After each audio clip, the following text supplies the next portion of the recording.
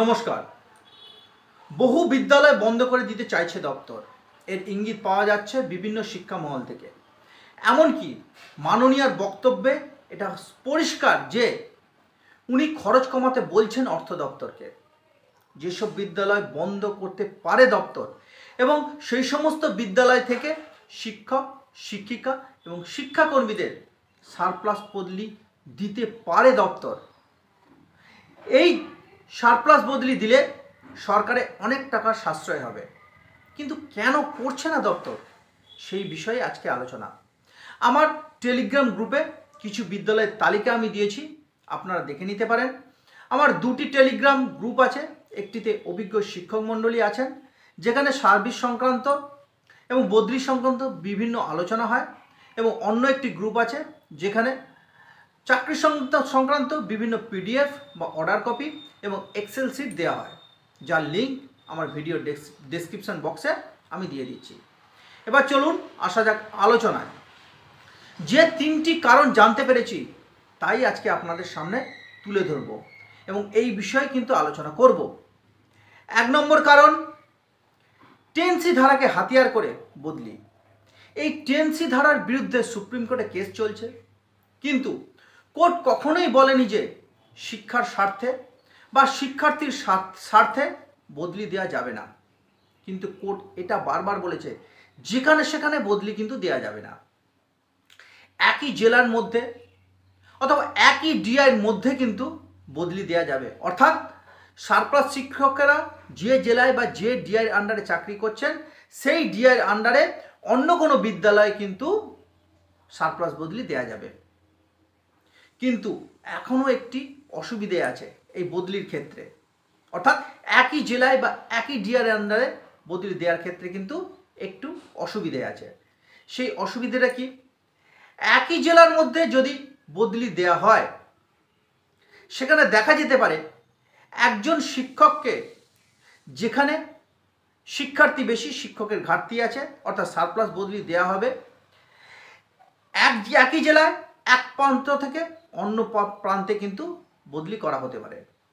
এমনও দেখা যেতে পারে কোনো শিক্ষক বা শিক্ষিকা বা শিক্ষাকর্মীর প্রতিদিন পূর্বের বিদ্যালয় থেকে নতুন বিদ্যালয়, অর্থাৎ এক প্রান্ত থেকে অন্য প্রান্তে যেতে প্রায় 100 কিলোমিটার দূরত্ব কিন্তু অতিক্রম করতে হতে পারে। সেক্ষেত্রে কিন্তু কোর্ট কেসের সম্ভাবনা উড়িয়ে দেওয়া যায় না, আর দপ্তর চায় না কোনো প্রকার আইনে জড়াতে।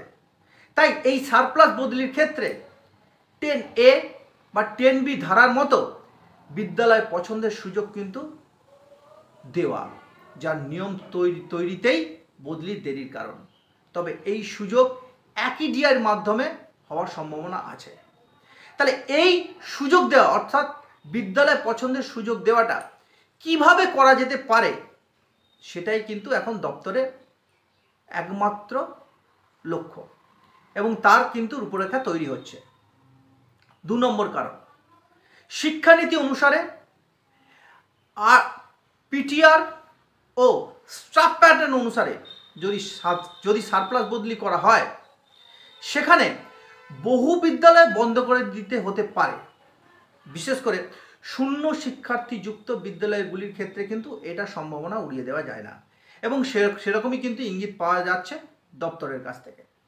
তাছাড়া শুধু শূন্য শিক্ষার্থী নয়, যেখানে 1, 2, 3, 4 এরকমও শিক্ষার্থী আছে, সেই সমস্ত বিদ্যালয় কিন্তু বন্ধ করে দিতে চাইছে দপ্তর।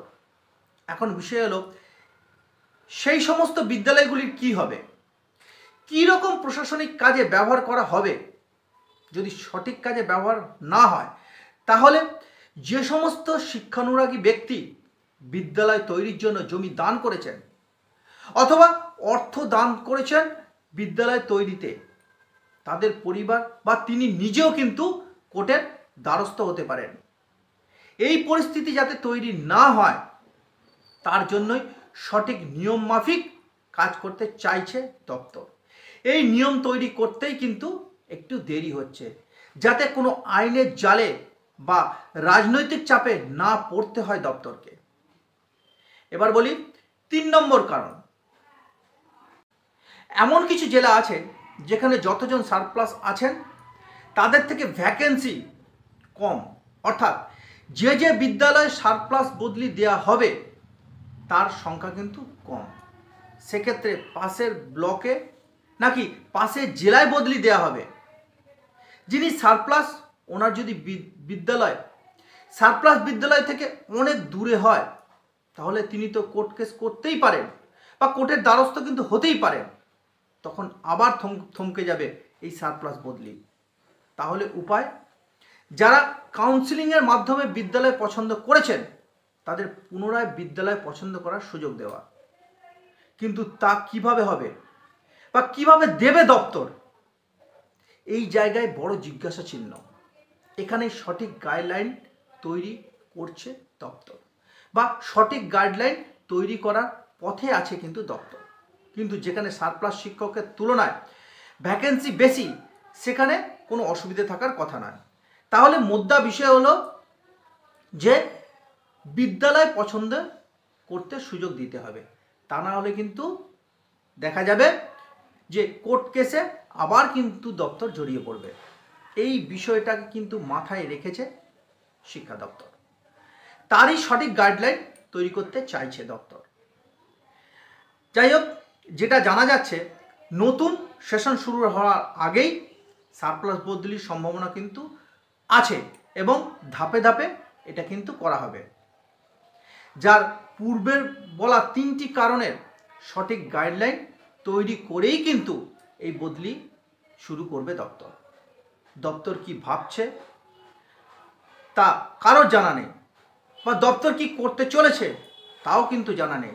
এর জন্য আমাদের অপেক্ষা করতেই হবে। এই গরমে সকলে ভালো থাকবেন, সুস্থ থাকবেন, সঙ্গে থাকবেন।